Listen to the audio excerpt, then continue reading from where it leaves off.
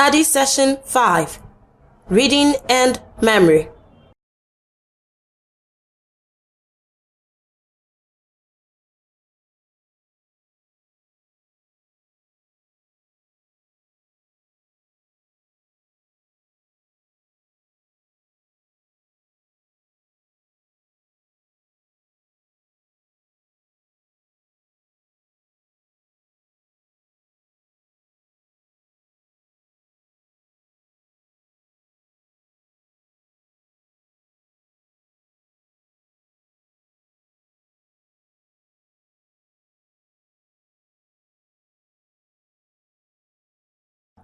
Terms related to reading and memory. Human beings have been blessed with a superior brain, the cerebellar cortex, which distinguishes us from lower animals.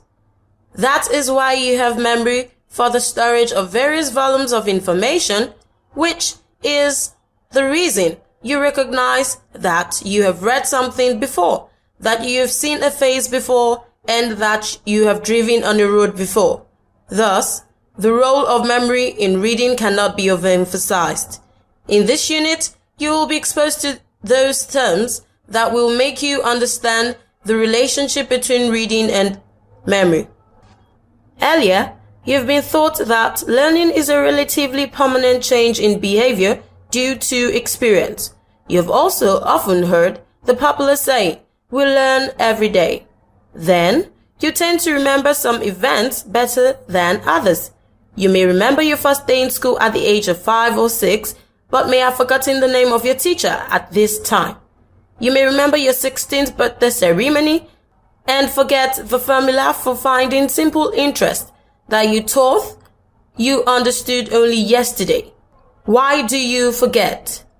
The most obvious reason for forgetting is that a memory was never formed in the first place. The term for this is encoding failure. Other reasons why you forget are decay, disuse, interference, and repression. Briefly, you will be taken through these terms before you learn the stages of memory. Decay.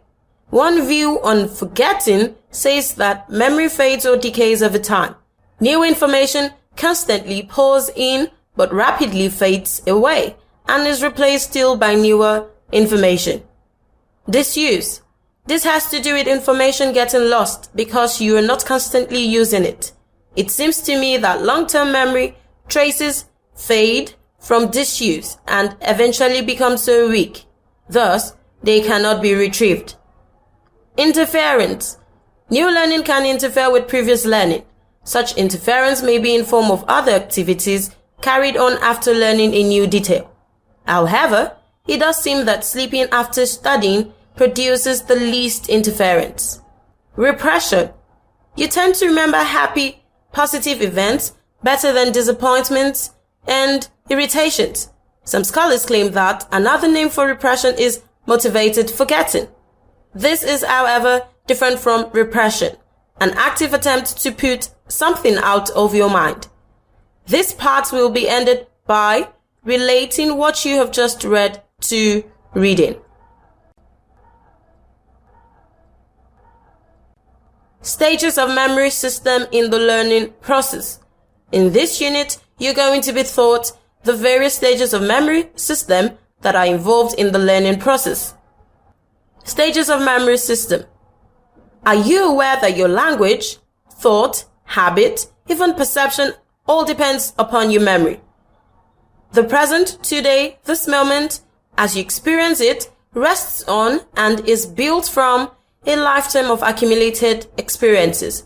The past lives in the present through your memory. Memory is so basic and so essential to thought and action that you sometimes take it for granted. A total loss of memory would have devastating consequences. Without memory, you would not be able to speak, read, or recognize places and objects. In fact, you would in effect not but be human. At times, you feel so embarrassed when you forget some important information. Imagine what you go through during an examination when a word or a phrase simply disappears from your memory and such information is essential to your success. Have you ever questioned yourself as to why some memories are lost so quickly? Or why it is hard for you to remember information a week or two after taking a test in class? Forgetfulness is both frustrating and embarrassing. For emphasis, memory is an active system that receives, stores, organizes, alters, and discovers information. In some way, memory acts like a computer. Information to be recorded is first encoded or changed into a usable form. Next, information is stored or held in the system. Finally, memories must be retrieved or taken out of storage to be useful. In order to remember something, encoding, storage, and retrieval must take place. Psychologists have identified 3 stages of memory system. 1. Sensory memory, SM. 2. Short-term memory, STM. 3. Long-term memory, LTM. This following figure is a pictorial description of stages of memory. Sensory memory, SM. See sketch. Incoming information first enters your sensory memory. Incoming information reaches you through your sense organs: seeing, hearing, feeling, tasting, and smelling. In reading, you see words, sentences, paragraphs, information, graphs, sketches, and others. In reading, you can visually smell the aroma coming from a restaurant. You and I eatery, Mr. Biggs, or Tantalizers. You're reading about, you can imagine the early morning rainfall at a distant place, even when you read. That is why you smell freshness of your parents' garden or farm thousands of kilometers away while reading in the library. Similarly, information you hear is held as a brief echo in sensory memory for up to 2 seconds. In general, SM holds information just long enough to transfer it to the second memory system, which is STM. Stages of memory. This unit is a continuation of the previous unit on stages of learning. Here you will be exposed to various stages of memory. Unit outcomes. When you have studied this unit, you should be able to 1. Identify the stages of memory. Stages of memory. Already, you have learnt about sensory memory in the previous unit. Actually, sensory memory begins the first stage of memory. Other stages are the following: short-term memory, STM, see sketch. Not everything seen, read, heard, smelled, tasted, or felt is kept in your memory. Selective attention blocks out certain information you do not want to accept. You selectively put a roadblock to what does not interest you. Selective attention determines what information moves from your SM onto STM. Short-term memories are also brief, though a bit longer than SM. ST memories can be sorted as images. STM acts as a temporary storehouse for small amounts of information. Unless the information, what you're reading, is important, it is quickly dumped from STM and forever lost. STM prevents your mind from collecting useless names, dates, and other trivial matters. At the same time, it provides a working memory where you do much of your thinking. You have learnt about interference before. STM is very sensitive to interference. For example, you look up a telephone number and walk to the phone, repeating it to yourself. You dial the number and find that the line is busy. Returning a few minutes later, you find that you must look up the number again. This time, as you're about to dial, someone asks you a question. You answer, turn to the phone and find that you've forgotten the number. There has been an interruption, and the STM is active up till that interruption. If short-term memory is brief, easily interrupted, and limited in size, how do we remember for a greater length of time? Long-term memory, LTM, see sketch. You transfer any information that is important or meaningful to the third memory system, LTM. LTM acts as a permanent storehouse for information. LTM contains everything you know. Furthermore, there appears to be no danger of running out of space in LTM. It could be somewhat likened to a deep freezer, in that it has a nearly limitless storage capacity, thanks to the cerebellar cortex, brain. When new information enters your STM through SM, it is related to knowledge stored in LTM. This gives the new information meaning and makes it easier to store it in LTM.